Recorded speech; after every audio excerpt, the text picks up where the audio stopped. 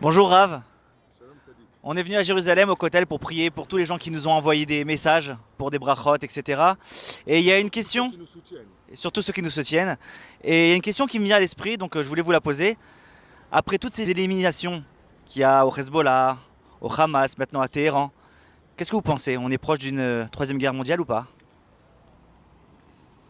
Écoute, si je m'en référais à ce que je pense personnellement sur le domaine stratégique, oui, je pense qu'on avance petit à petit vers une guerre colélette, une guerre mondiale. Trop de pays aujourd'hui sont investis dans cette guerre. On voit que le Moyen-Orient, ben, c'est une allumette qui peut mettre le feu à tout le globe de la Terre.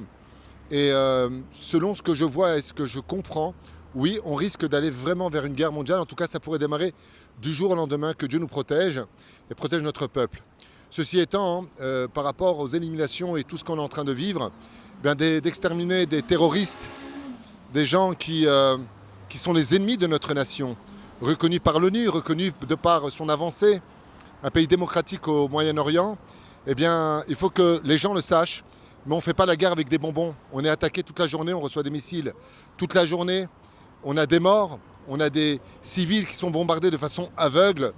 Donc Israël riposte parce qu'Israël a le droit de se défendre. Donc Dieu est avec nous en espérant que le shalom revienne vite sur terre. Mais en attendant, si on veut nous éliminer, nous sommes de notre légitimité de nous défendre.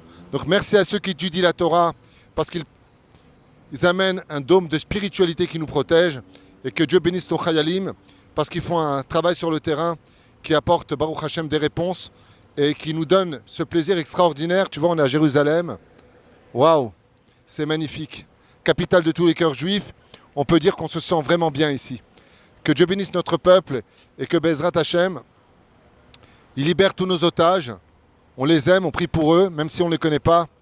Israël, c'est peut-être le plus petit des peuples, mais c'est certainement la plus grande famille du monde.